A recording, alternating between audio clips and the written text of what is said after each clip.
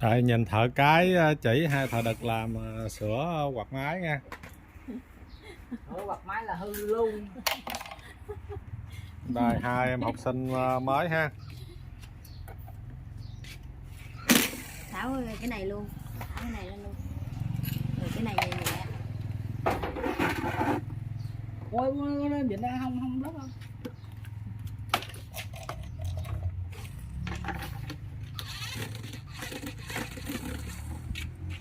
Rồi cho nó nằm xuống. Chấm bệnh á. Chỉ cho cầu chì đó. Rồi thì nó biết rồi. Ở đâu chỉ coi. Rồi chưa có thả bài lại đâu. Đó, cẩn thận Cái ta này thợ làm cái chưa? chỉ không. Rồi nha. Từ từ. Rồi em này xong Vô chưa? đây rồi á, giờ cắt cái này ra. Đâu thử cho nó chạy coi, có chạy chưa? BB lấy kìm nhỏ. Thôi chị làm cho một lần biết nè, thấy nè. Chị cầu chì coi. Chị dùng cái cầu chì coi. Rồi một cái chạy. Đưa ra ngoài luôn, đặng tới cái khác. Đấy là luôn mà lấy gì lúc lại. Xíu nè. Nối con nữa.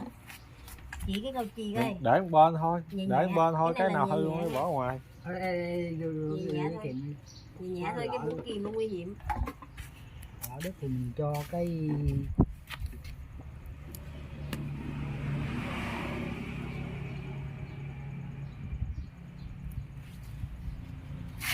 Đừng đâu tháo cái gì vậy, đang chỉ cầu chì ở đâu mà chị dùng cái cây chỉ cầu chì là cái nào? Em nhớ là hai cái cọng này nè.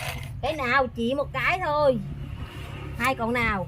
Vin đây nè. Nhẹ nhẹ bứt dây đó, Nhẹ nha. giữ y Lấy- con dây Cái lại. này là cầu chi nè. Đúng, giờ nối hai cái lại. Giờ em tháo từ từ á, tháo cái này Lấy ra. kèm bóp qua bóp lại. Lấy cái kìm này bóp. Tóm lại là nhẹ nhẹ thôi, Bóp chứ qua, mạnh. bóp lại mới rút lại cầu chì ra được. Nếu có kinh nghiệm là khỏi tháo ra cũng được, mình biết làm đó, nhẹ nhẹ. Nè, rồi rút từ từ ra cây. Đi lấy mỏ hàng cho nó đây. Xe lại luôn à. Cái đầu kia đâu, chập đầu kia lại. Rồi chập hai đầu lại trước đi, lấy kìm siết lại. Rồi lấy kìm siết lại cái cây.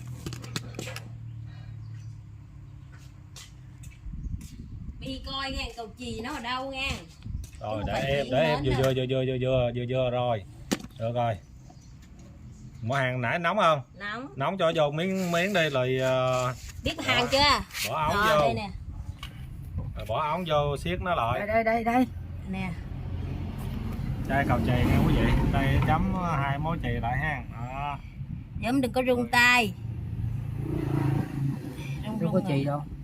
Hỏi cần chi. Đây. Đâu có nóng đâu. Rung là không có được. Ê, dính cái này là nó bị hư đó.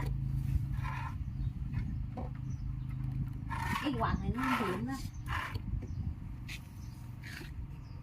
Đi, chấm cho coi nè. Đưa thợ cái chấm nè. Cái chấm cái đi luôn. Đi cho hàng.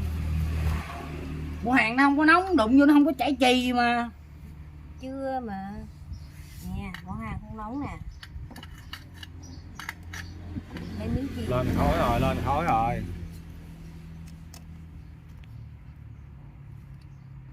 Nè, người ta chấm nè.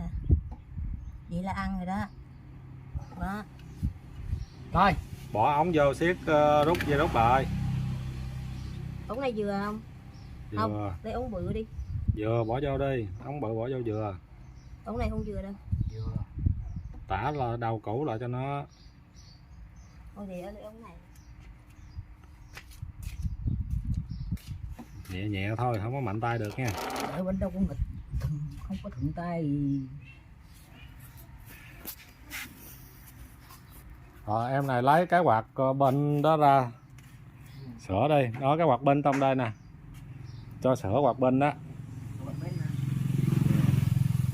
Từ từ lấy đầu ra.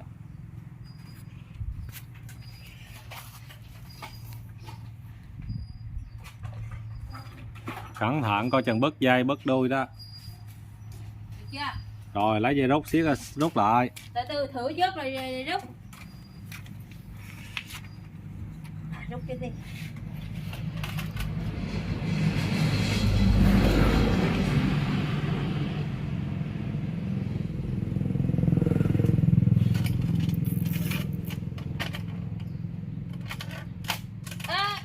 Cái này tháo ra nè, cái này nè. Biết Tháo đầu trên ra bi. lấy 2 dây điện motor truyền thẳng xuống dưới giùm anh luôn.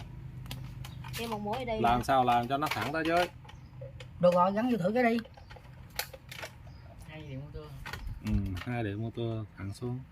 Nếu được lúc thêm cộng còn nữa. bị dướng không nè. Bị dướng ra thấy không? Dạ nói cái này vô nữa hả? Biết cái motor nó có 2 cọng dây điện.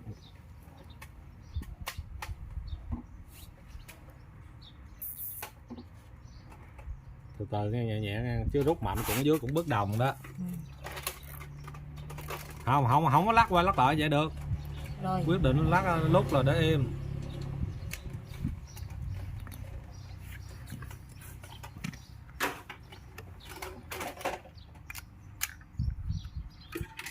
Cái nào dưới đất sửa dưới đất lại. Rồi vô. Quẳng ốc vô siết lại.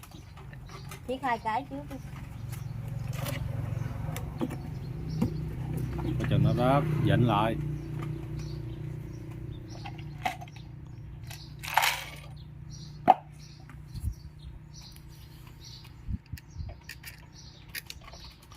Quý vị các bạn nào muốn học nghề sửa quạt máy, nồi cơm điện, bàn ủi, ấm nước miễn phí, hãy đến với cửa hàng của tôi nhé. Chuẩn bị Tôi là ai cũng biết. chuẩn bị có tên ở cửa hàng vô. Sau khi xong quạt máy này mình sẽ quay cửa hàng cho coi. Xây cốt cái coi. Cốt bình thường. Ghim điện vô. Bật cái coi. Ok rồi đó, thấy chưa? Chết nó quay rồi. Cái này là mới thử nghe, làm xong là phải thử 110 nha.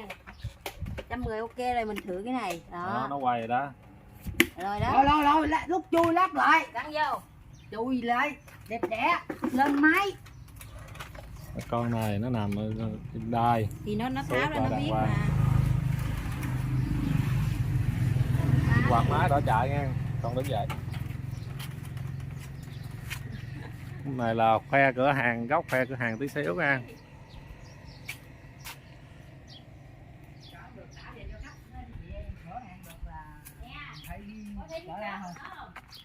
Rồi, lấy cái gì nhấn xuống. Mấy cái dít gì Đến đó. đây học có học viên ở có thầy nữ hướng dẫn nha. Đây nào, đẩy lên.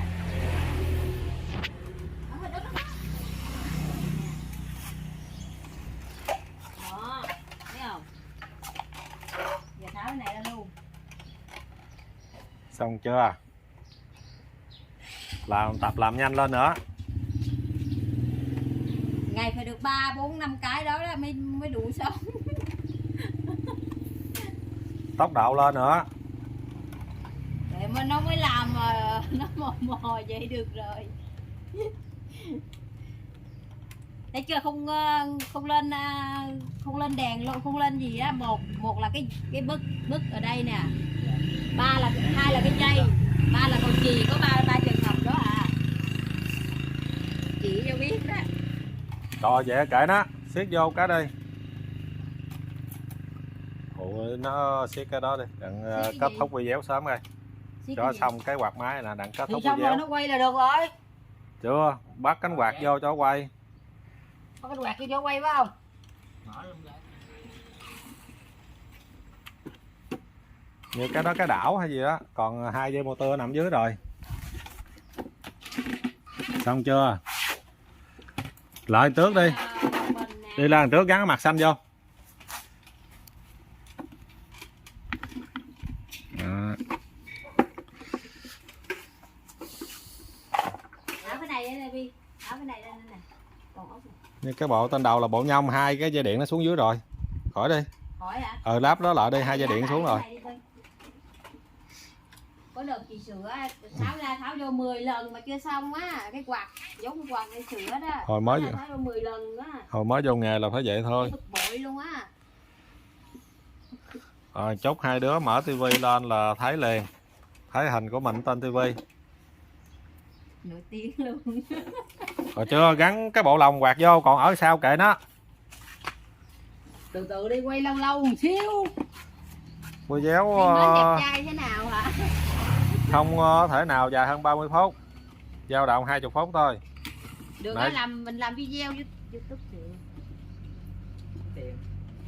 Lấy tiền. Cái tiền mà người ta coi nhiều kìa. Áo đá em làm diễn cho người ta lên coi nhiều một xíu. Leo cục điện người Leo ta mới cục coi điện nhiều. đâu. Để chiều cho thầy nữ nhân viên này là Cái gì mà leo cột điện ha, sửa điện cho các bạn coi ha. Tháng này của nó đâu ta?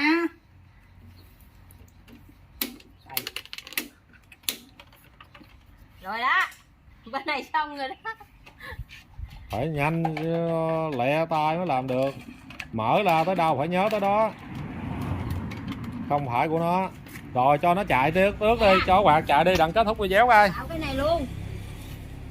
Đây, gỡ lại. Cái này là chân này nè. Nhìn là biết.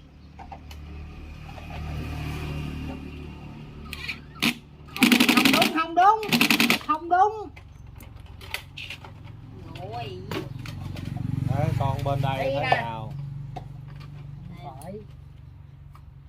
Rồi cho nằm im đi, cho quạt chạy đi. Rồi cho quạt chạy Quạt đi. chạy mà. Chạy không?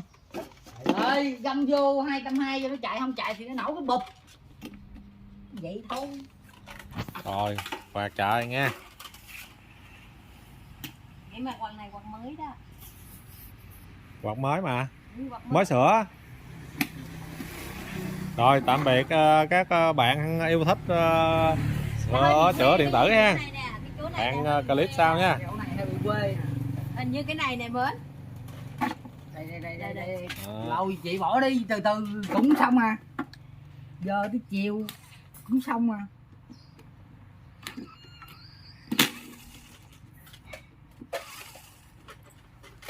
Không.